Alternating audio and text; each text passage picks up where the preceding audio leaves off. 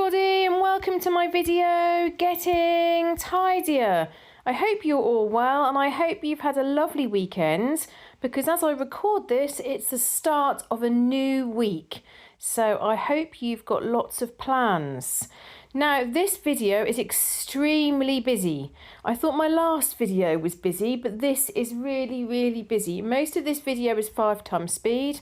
You'll see me sorting the kitchen out, you'll see me sorting my washing out, you'll see me embark on a really big sort out and clear up of the loft room. You'll see me hoovering, cleaning, clearing, getting rid of things, going back to places that I previously went to and decluttering. And the first few clips show all that I'm going to be doing. Now, I also wanted to share with you a little bit about stats. So you can see there that in terms of people who are watching, 62% of people that are watching my videos have subscribed. So a massive thank you for those of you that have subscribed.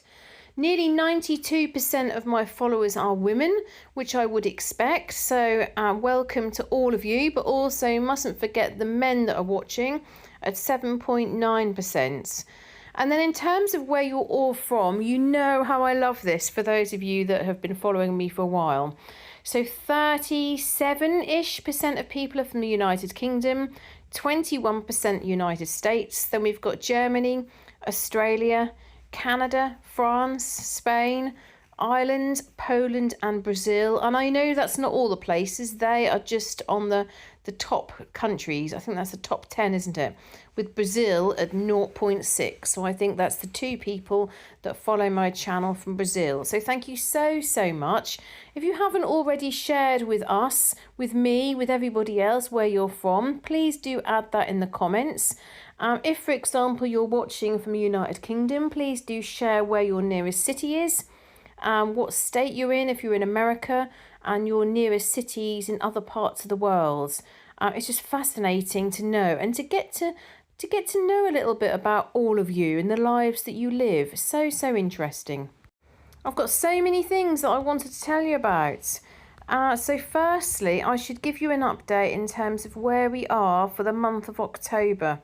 So I'm pretty certain that we've got the final figures for how much you all raised for the charity that we're raising money for. Because I'm now getting figures for November coming in. So that means October's figures have been finalised. Now, I need some drum rolls, please, out there. Anyone? Someone? Thank you. So, in terms of the total, £216. I know, it's incredible. 33 pence. Now, Graham... I think Graham said, did he say they were £2.24 or £2.26? I can't remember. I think it was £2.26. Now, if that's the case, that's 95 bears that we've been able to purchase. So I've messaged Graham. I've told Graham that looks like, I messaged him the day before. So I messaged him when we'd got the total up to the 30th. And I said, look, it looks like 200 and something. The final amount is now the 216. But I messaged to say, hi, Graham, YouTube will take a few days to calculate the total, but currently they are predicting £206. It seems that everyone loved this charity. Could I have the account details, please? You said you might be able to record something for me. If you have any bears arrived yet, you could take a photo or something, as it would be really nice for people to see this. Clearly, your charity struck a chord with them as they were running videos all day. And some of you are running them all night as well. So Graham has replied and said, good morning, Emma. That's fantastic news. Very well done indeed. And Graham sent me a couple of photographs of a talk that he did with some other people. And also a picture of one of the bears. He sent me the bank account details. And then he said, thank you very much. Thank you so much for your support. It makes such a difference as this will cover the cost of 91 bears. And that was when I thought it was going to be 206. But we've got another £10 that's come through from the 31st. So I then messaged Graham back and asked whether I could meet with him. I'm quite happy to go to him. I look on the map and he's only about 30 or 40 minutes away from me. And he does this work obviously across the whole of Norfolk. And he replied to say that he's quite happy to come to me. So we're going to organise for him to pop round, and I'm hoping that I'll be able to record a little bit, talk to him a little bit about the bears, and I'll add that at the end of one of my YouTube videos if you think that's a good idea. That's what I'm currently planning. And then also today, I've been to the post office bright and early this morning. So anything I get from November, I'm going to use that for cover the postage, for sending all these little ladybirds across the world. Honestly, is this the same problem in all the countries? Royal Mail are slowly doing themselves out of business because the cost of postage is astronomical.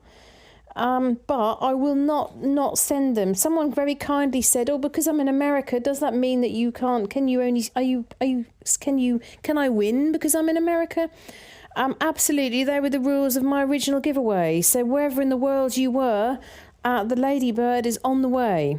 So I wanted to let you know. So as I record this, it's the 3rd of November. So we'll see how long they take. So Nicole is in America, and Nicole, yours has been sent. Barbara is in America, yours has been sent. Miranda is in Surrey, and hers has been sent. Dulcie's in Cheshire, and hers has been sent. And Lisa is in Ohio, America, and hers has been sent. So I'm waiting for a couple of the other addresses. So if I get those by Friday, then I shall send those ones off as well. So all of those are on the way to you. So I've sent the American ones surface because it's a ridiculous cost to send it airmail. But I do know that what often happens is they don't have enough to send them surface, so they put them on the aeroplane anyway. So we might find that they might get there in a week. Who knows? But please let me know when they arrive, and I'll know that they've arrived there safely. I've also written out a little card to each of you with a beautiful picture of Norfolk on. I've got one card left, and the one that I've got left is from Burnham Overy Dawn. Now, I wanted to tell you all, because if you look up this artist, he's incredibly talented. So on the back of the cards, it says Ken Burton has been a professional artist for almost 30 years.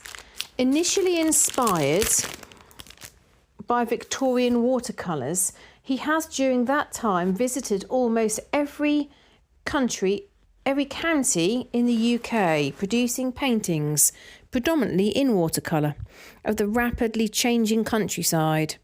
Now, what's really interesting is that there are many private collections in America, also Australia, New Zealand and Europe. So I sent you a card with one of his prints.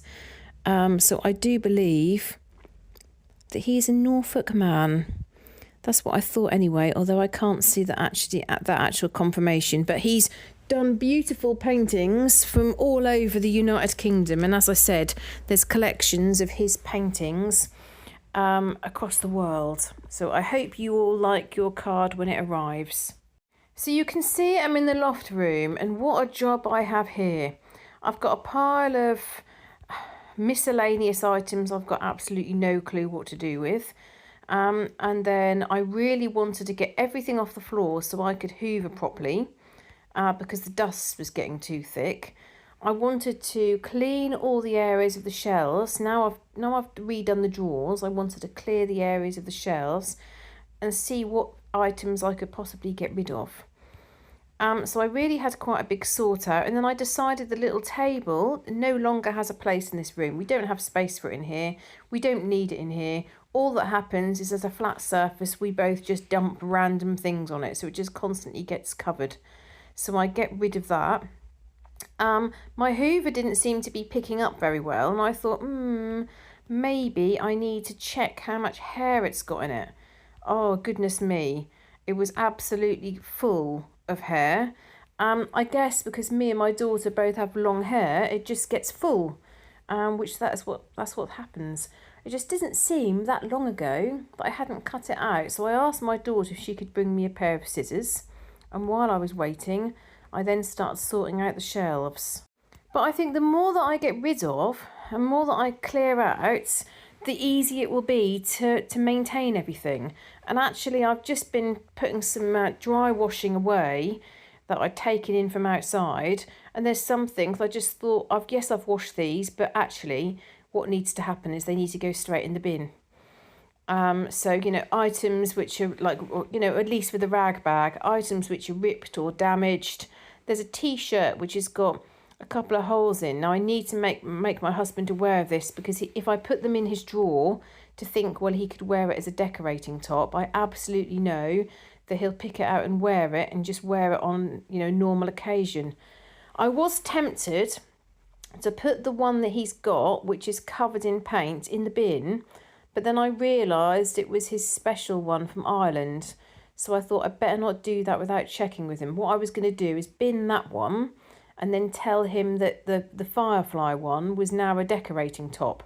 But I thought I'd better just check before I go ahead and do that. So you can see I've taken everything off that sort of that shelf there. We had those shelves designed and fitted with the space that we had, and which works quite well.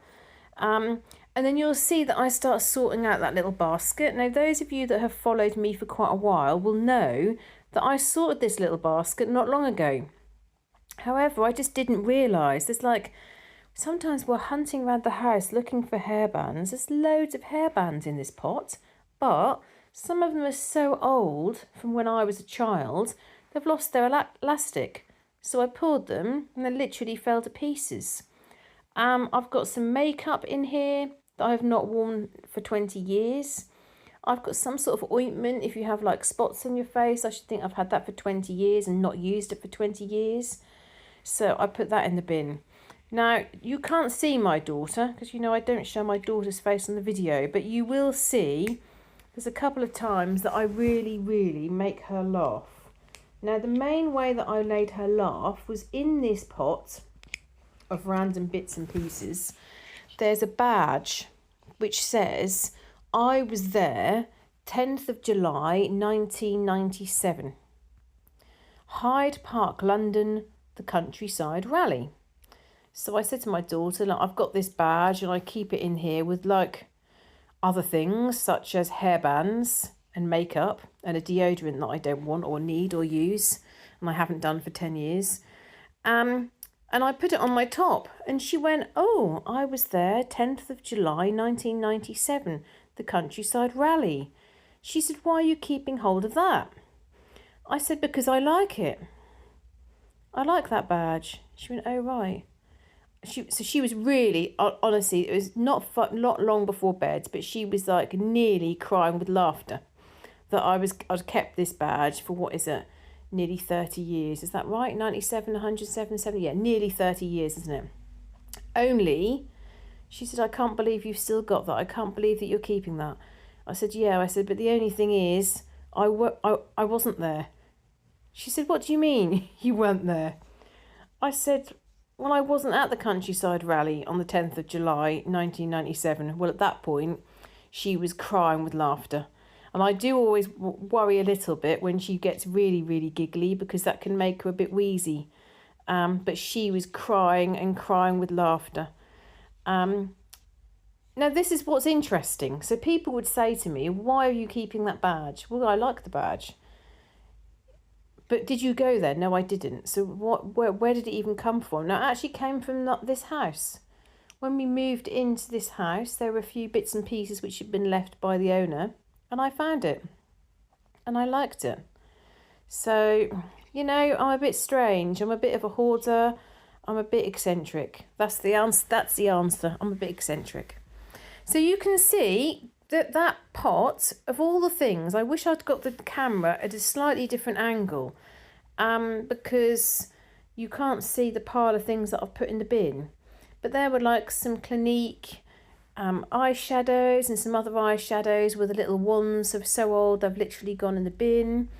There were a few hair slides that I thought my daughter could have. There was a Mickey Mouse that I said, oh, we can put that on top of Daddy's cake, because it's my husband's cake, not fairly soon. I showed her how to use one of the one of the hair clips that we had back in the 1990s and early 2000s. And I would think I got rid of more than half of the things in that container. Now, if you think it was only a few months ago, I sorted that container. But this is where you've got to go back on the layers. If you are like me, you need to keep going back. And many of you won't necessarily understand it, because if you're not like me and you are minimalist, or you don't have much stuff and you don't keep hold of things and you don't worry about waste, then you would never be in this situation in the first place, would you? It's just that over the years, I have just kept hold of so much and not got rid of things because I felt like it had still got a purpose or a use. And it was only really all of you that told me, Emma, you need to get rid of stuff. It's not just about being tidier. You need to get rid of so much more and make things simpler. We'll be able to go through them and get rid of more. I just now paused because I was thinking out loud. I was thinking to myself as I was talking. We've got the remembrance service on this Sunday where I'm taking all the girl guides with the other leaders. But there's a really, really good guest speaker at our church.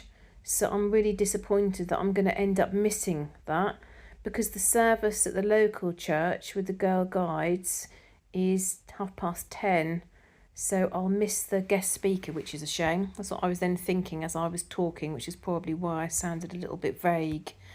Okay, so while you watch me sorting more of the loft room, I'm going to go through some of your comments.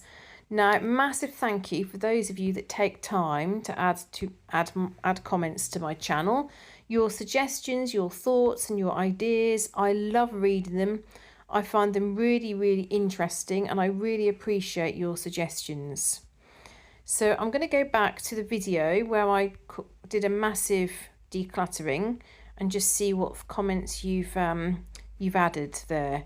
So this is from the video, Massive Decluttering Journey, Keep On Keeping On, which I think is my main message from this year. Even when you feel like things are not going well in the house, keep on keeping on, chip away at it. So first comment is from Homeschool Teens with Jenny. Jenny says, my grandmother took me to London in middle school and we saw the Phantom of Opera for the first time. I loved it. Oh, and I commented back and said that's the sort of thing you never forget. And Tracy Forth also replied and said, my daughter and I absolutely adore the Phantom of the Opera. Honestly, the Phantom of the Opera, his voice was incredible. So we stood up, as did most of the auditorium. Most of the people stood up. But some people stood up for Christine. But Christine was incredible, but the Phantom was amazing. And I thought to think nobody recognises either of those performers. They'll walk around London and nobody will know who they are. But the Phantom was just magnificent, and it was just a fantastic performance. I highly recommend it.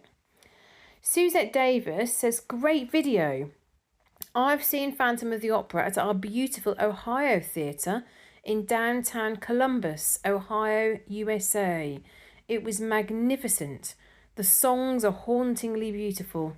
I agree, Suzette. So I've got a few people from Ohio and a few people from Columbus. I wonder whether you know each other. I guess it's a massive place, because aren't some states bigger than the United Kingdom? I think I'm right in saying that. Leah TMA says, okay, you stumbled across a topic that I happen to know about. Modern day erasable pens actually work by rubbing to create heat by friction. The ink is thermosensing. I just did this little experiment with my girls. Draw a picture, press the paper against your teapot, and the heat will erase the ink. It is still on the paper, but the heat destabilises the pigmentation. Whoa, Leah, this is like a science lesson. If you put that paper back in the fridge, then your image will reappear. We also say eraser here in Canada, as rubber is an unrelated slang term that you wouldn't want to mix up. Oh dear. Is it a bit rude then? I've got to say, there are some American words that when people use them, they have written them on my channel. I don't read them out because in the United Kingdom they are rude, so I'm a bit careful with that. Leah, thank you very much for sharing this. I'm going to do that as a little, like, a secret message. I'm going to write my daughter a message, and then I'm going to put it on something warm and get rid of it. And then I'm going to say, you can read what the secret message is if you put it in the fridge. Oh, she'll absolutely love that. This makes sense because my daughter said she can't use erasable pens for her exams. Because, of course, some exam papers are put through a machine, aren't they? A warm machine, so it would get rid of the writing. Oh, thank you for sharing that. Sandy said, I love the town at night. Karen Howard said, in Ottawa, you can take bags of paper for shredding to the photocopy shops and pay by the pound. They do the work. Smile. Now, when I first read that, I thought that these places would be paying me for taking the paper. And then I realised it was probably that we would have to pay. Now, two things I got a bit of a thing with. You know how I don't like waste. Also, I don't like paying people for things that I feel like I should do. So I could not bring myself to pay for papers to be shredded. I know that sounds a bit silly, but that's just me. Faith says, I'm pleased to hear that you check with family before trashing their items. Yeah, don't get rid of anything without checking. Angela says, well done, Emma. Nice to hear you spending quality time with your husband and daughter as well as working on the home. Yep, absolutely. I love spending time with my daughter when she's off. I really book all the holidays off. That's how I use all of my holiday allowance. Cynthia Miller says, hi Emma, I'm glad to see you still plugging along in the loft areas. One day the floor will be cleared. In regards to putting the chili in bags to freeze, the brand Ziploc bags we use come with a label on them. So we use a marker to write what the food is and the date we put it in the freezer. Yeah, I should do this as well. Too often I put things in lunch boxes and then I forget what they are. And then you can't quite see what they are once they're frozen. Thank you for the shots of the historic streets of Norwich. You're very welcome.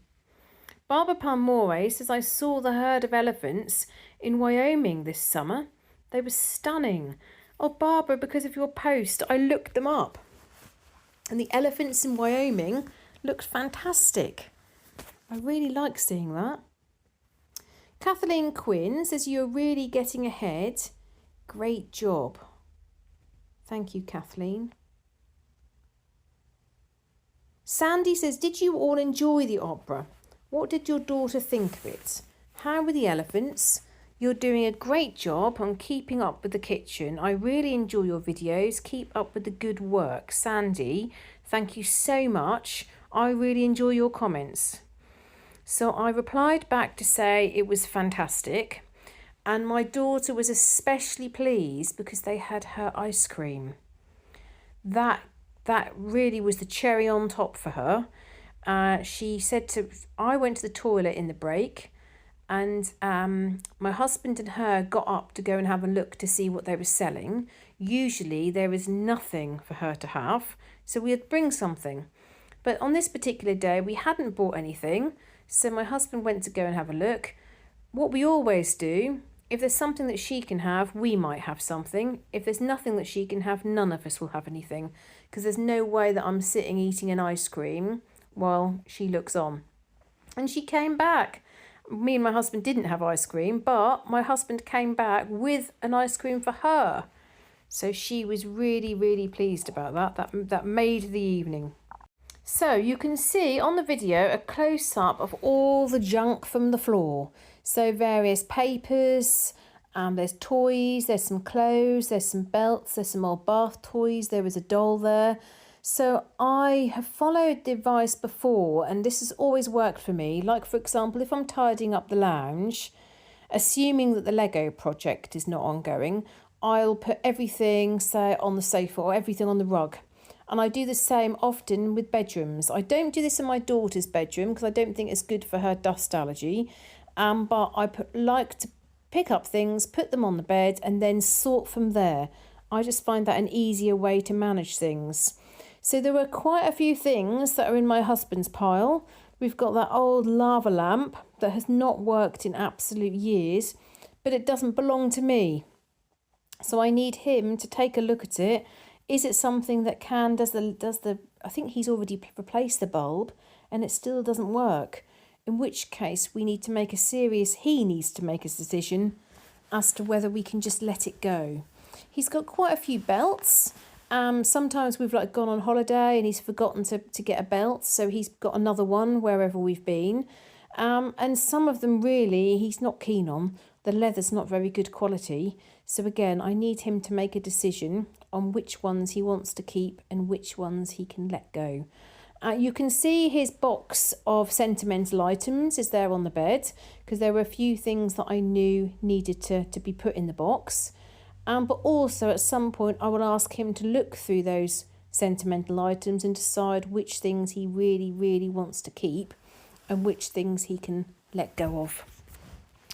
So while I'm doing that, I'm going to read through a few more of your comments. So we've got a message from Anna. Anna says, hello Emma, I've just watched the videos of the Hoarder's Heart and Space Maker method on YouTube. I suggest watching their videos when you are cleaning yourself. They might have some interesting tips for you. I've noticed that you're a visual type of person, so whatever is hidden in the cupboards is out of sight. Maybe it would be a good idea to have a use it or lose it basket in the kitchen for the food that you try to use up, and the same thing with the cosmetics in the bathroom. That's a good idea. You've mentioned that you have some products that you wish to use up.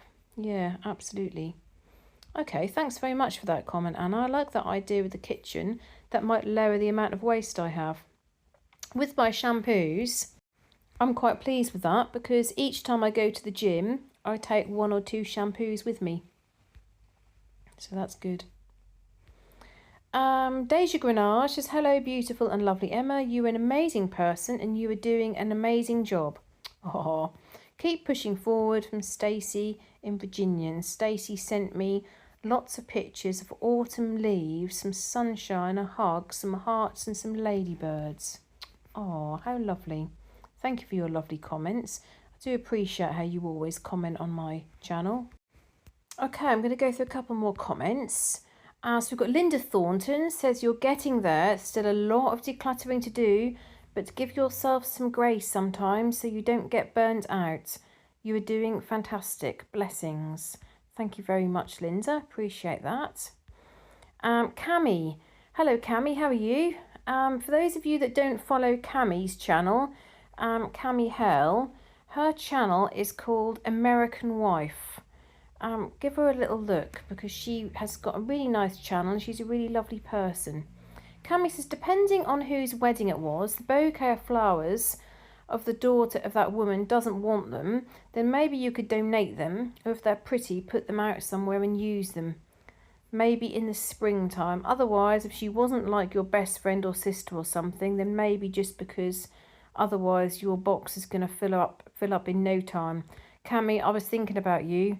Looking at my box is overflowing, so you're right, it is going to fill up in no time, but I'm going to go back and I'm going to take more and more things out of the box. I'm going to do reverse, so I'm going back to some areas and getting rid of more, and I'm going to go back to my sentimental box and get rid of things. Next comment, Cherise says, hi Emma, I'm not getting any ads, hoping to help with the charity, just check. You're doing an amazing job. Keep going, from Cherise. Thank you very much. Now, thank you for those of you that told me there was no ads. And what I realised was sometimes the settings kept changing. So I had to go in and change the settings. Now, one thing that you can do is if you pay for like premium YouTube, you can always go on your computer and open a window up incognito. So if you right click on your like Internet Explorer or Firefox or whatever you've got, and then click to open incognito or private window, and then go to YouTube, and then you'll get adverts. So next time I do a charity month, then you could always do that. William Hawthorne, this is Lizzie. How are you, Lizzie? Lizzie says, Emma, were you a child that did not have much, or were your belongings taken and given away? and were upset by it. I can't really think why else you feel the need to be so clingy onto the past. Do you know the saying, yesterday is history, tomorrow is a mystery, but today is a gift? That's why it's called the present. Or is it a message about focusing on the present moment rather than worrying about the past or the future? And Truman replied to that. Very interesting. So Truman says, I want to gently push back on the idea that attachment to belongings must come from having lacked things as a child or from items being taken away. While that can be a reason for some people, it's not the only one. Attachment can also come from sentimental value or memories tied to items, comfort, consistency or safety, things that feel stable in a shifting life, and life feels so ever-changing these days, doesn't it? Identity, possessions is a way of saying this is me. Fear or loss or fear of change when sorting, letting go feels risky. Habit or emotional overwhelm, too many decisions, too many feelings, so things accumulate. Decision fatigue is something I struggle with a lot as a parent. So yes, it's possible Emma's past plays a role, but it doesn't necessarily have to be you didn't have much as a kid. Regardless of why it started, what matters now is what she's doing about it, which you've already noticed and praised so nicely, Lizzie. I admire Emma's honesty and openness about her attachment to things. I see her journey as less about worrying about the past or the future and more about making her present space pleasant. Thank you very much, Truman. That's a very interesting post. And thank you, Lizzie. I mean, Lizzie's asking the question because she's trying to understand more, which I think is a good place to be. And Truman has kind of given a number of different things there, all which are very interesting. So, no, I was not a child that didn't have much. I was very lucky as a child. I had, lovely presents for birthday and Christmas. We went on lovely holidays abroad, spent a lot of time with family members, got good relationships with my family members. So that wasn't that. I never had a situation where all my belongings were taken away and given away to somebody else. I hear those sorts of stories and I think, oh my goodness, how could somebody do that? No, my mum kept a lot of the things and then gave them to me. So like she's given me a bag of like cuddly toys. She put things up in the loft for me, like the little dolls' cots, my electric car, my little car that goes around, battery operated, teddy bears, all sorts. She saved for me, along with all my school books, which some of my school books I thought, oh my goodness, now what am I going to do with all these school books? But I've just gone through them and decided, no, I don't need 10 maths books, 32 plus 4. I don't need some of that. But it was really useful to look through them and compare to what my daughter was learning. That was really, really useful. I think all the things that Truman says all makes sense. I do attach memories to objects. So I pick up an object and remember that takes me to that place. There's a certain Barbie. Oh, the excitement. There's this Barbie in the dress when I was a little girl. I can remember exactly how I felt about her. Or like some of the plates that I've got, my Wedgwood set, and then about to think about getting married and preparing for our wedding, and John Lewis had got loads reduced because they'd had some on display, and the excitement of being able to get those before we got married. Or a container that I put my candles in. I can remember being in Horwich when I was working away and when I was in my early 20s and going into like a place again, preparing to move into my married home because I was going to get married the year after, and got these containers and which I still have several of them round, and they cast a lovely light on the wall. So I lit them in the old house and I lit them in the current house. And different pots around my house which have been given by family members or presents to me. So yes, items do have memories, and people say, well, you've still got the memory. Well, no, if I didn't have some of these items, I would forget about that and I wouldn't have that same feeling. because when I actually look at the item and hold the item, that takes me to that moment, whether that's on holiday or to do with a family member. I think also people can have obsessive compulsive disorder connected to items. So not wanting to let go of certain items because the fear of something happening, which is something which Truman touches on. It can be connected to control as well. So I do think it's very, very interesting. But like Truman says, I'm determined to get rid of more, clear up more, and not have these random things sitting about that don't have a home. And so I'm just going to keep on chipping away. Lizzie goes on to say, watching you putting washing away in your daughter's room, it appears she's becoming a young lady and her room is still in the past, not grown with her. She does not have enough hanging room nor drawers. I'm not sure why a little thing like trim should be upsetting you so much. Once it's done, you don't spend your time looking at the skirting. Keep looking up and moving forward. From Lizzie.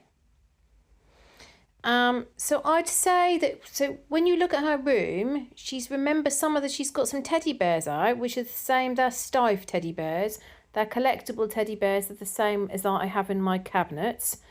The things we've cleared out a lot in my daughter's room, and there's lots that she's got rid of, but there's lots of things that she still likes. And I'm not going to be one of these mothers who comes in and takes loads of things out of her room because, oh, now she's 12 or now she's 13. I mean, you remember my mother-in-law said to me in front of her, she's going to high school now, you need to get rid of all the toys. Now, that is the sort of thing that could absolutely give a child some sort of later trauma. There's no way that I was going to do that. Needs to be a gradual process that as a child's not playing with things so much, they get rid of them. My daughter does not spend her life on a tablet, on a mobile phone or computer games. So there's other things in her room that she plays with and she enjoys. She's massively into reading, so she's got loads and loads of books. And every so often I'll think, oh, where's my daughter gone? And she's upstairs looking through her books. And I love that she still does that. I think that's really, really nice. In terms of storage space, I do like buying clothes for her. Because she's quite petite, some of the clothes from when she was like 11 or 12 still fit her. So as a result, she has got quite a lot of clothes, which every so often we have to sort out and get rid of clothes that she's outgrown. But the wardrobe she's got is an adult's wardrobe. That's not a child's wardrobe. And so is a chest of drawers, because we decided when I was pregnant to get like full size furniture items that would last for longer. So she has got quite a lot of storage, I think, for her age. And then in terms of skirting, I guess what I'd say about that, Lizzie, is I'm going to end up spending a lot of money on the flooring. And if I'm going to spend a lot of money on the flooring, I want to get it done properly. If I'm not going to get it done properly, then I probably don't want to get it done at all. So that's probably how I feel about that. And you can see in the video, my slow cooker is out again. I feel like just as I put that away, I use it again. But because there's jobs that I wanted to get done this afternoon, and then I'm going to pick my daughter up and she's got a drama rehearsal, so I'm picking up a little bit later. I need dinner to be ready as soon as we get in. And I thought, perfect idea. I shall do dinner, put it in the slow cooker, and then you can just leave it. I just find it so convenient. I'm sure there are probably other slow cooker recipes that I need to dig out. But it's so much easier because often on a Monday we have what I call rainbows or guides evening food. And what I mean by that is when she was little and she went to rainbows, which is rainbows is before brownies and before guides when they're small. I just used to do something like oven food. So I'd do like fish fingers and potatoes, baked beans type dinner and probably green beans because it's quick and easy. So we do still often have that on a Monday, but actually it's really quick and easy just to put things in the slow cooker. So I'm just doing a sausage casserole. So you can see I managed to get all the side cleared before then covering it again because I'm cooking. Oven is all nice and clean. There's still some items on the other side that need sorting. I might even get to the point where I end up putting those cartridges in the bin because at the moment I can't find a home for them. Guides used to be registered to get money through cartridges, but we're not anymore. And so that's just silly, them sitting on my side taking up space when I'd be better just to get rid of them and get it cleared. So I've got a busy week ahead of me because on Monday I'm not working. So that is my day for the house, as my day to go to Lidl, to go to Tesco, to sort out everything from the weekends. And my husband will be in London and my daughter will be back to school. So I'll be by myself for the day. So that does mean that I can get lots done in the house, but also think about the next few days. So tomorrow I'll do the school run. So Tuesday I'll do the school run and then I'm at Great Yarmouth for most of the day. Wednesday I've got meetings all day. Thursday I'm working all day. Friday I'm working all day. And as well as that, I've had an email come through from Rightmove asking for references connected to my projects that I did up in Seaham earlier in the year. So the lady who moved into the house in Seaham, she's only been there 4 months, and I've had a reference request, and then I got an email from her saying, oh, just to let you know, I'm looking to move.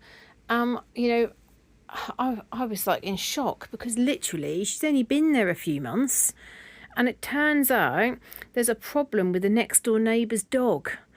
And it's become difficult that every time they come home, apparently the dog is big, like a small horse. The dog barks at the children and barks at her, and she finds it really difficult. So I've offered to speak to the neighbour to sort out some sort of different fence or different kinds of gate arrangements. But she says, first of all, she wants to see if she can go ahead with this place that she's looked at. So that's real disappointment because she's only been there such a small amount of time. And I thought after that was done and Great Yarmouth was done, I could breathe for a bit and concentrate on my other things. But no rest. And then I keep getting emails about this e-learning to do with the invigilating. And I'm just really not sure at all what to do about that.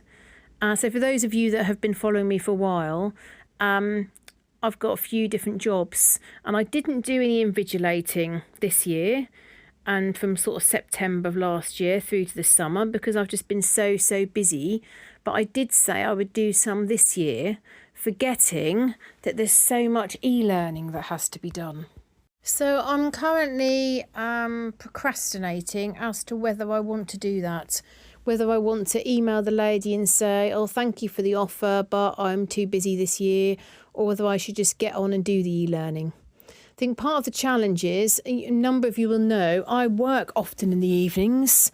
I've got quite a lot of flexibility with the work I have, so I can do all the work. A lot of it during the day, of course, but when I've got things to finish off, I can do that in the evening when my daughter's asleep. So the thought of then sitting and doing e-learning for invigilating for several hours. And there'll also be loads and loads of e-learning on safeguarding.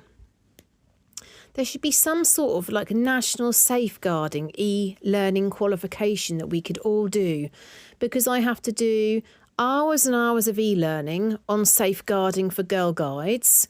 I have to do it for my tutoring job, and I have to do it for the invigilating job, and I have to do a little bit of safeguarding for my primary job, job number one. Whereas if you did a national safeguarding certificate of some sort, and you did that once a year, you could then show that to any employers, and they could see, yes, she's got that. She doesn't have to do it again. They'd also mean that they'd save an awful lot of money. So you can see I decided to sort out the washing and do a little bit of a tidy up on the table, but the table is not anything like as bad as what it used to be. It's mostly just, there's a reading book my daughter's finished with, pens and pencils that need to be put away, a few other things that just need to be popped into the little container I have on the table. I also need to do something about those leads behind the door because they're mounting up. And talking about things by the door, I also need to decant my wine in the corner there, and also put away my big glass containers that are for wine, because they sit there, and when someone comes to the door, I open the door, and that's, if they look down my hallway, that's what they see. You can just see that on the video. So I'm getting towards the end of my video, so thank you very, very much for watching my video. Thank you for your support, your lovely comments and kindness. It really means a lot to me, and it's my biggest motivation. And you'll see right at the very end of the video is a clip of me and my daughter making our Halloween cakes. So we made them a week ago, and we gave a couple to family members, and we ate them all ourselves. They were really, really yummy, so we decided to make some more. And they are free of dairy, egg, wheat, gluten, nuts, peanuts, soya, and they taste really, really nice. And my daughter particularly likes putting the decorations in at the end, and I was particularly pleased because I got rid of the Halloween decorations that have been up and down the stairs several times. Although I did laugh because when we were at Wyndham, my daughter spotted 2 other sets of decorations, and she loved making these cakes so much. She said, "Oh, can we get them?" Because they were 50p each. So I said yes. I said what we'll do is we'll make some more when all the family come round for bonfire night. Because here in the United Kingdom we will be celebrating the 5th of November, bonfire night, or Guy Fawkes night, which is an important occasion for the history of our country. So we'll do what we always do. So not many people now make a guy, but we will make a guy. I'll go to the local charity shop and ask for a jumper and a long pair of trousers, which they're unable to sell. And then I give a donation, and then we'll stuff the guy. The guy usually sits for a few days in the house, and then we burn him. So I've done that for many, many years, and we all enjoy doing that. So thank you very, very much for watching my video. Thank you for your ongoing support, and I'll look forward to seeing you all in the next video. Bye!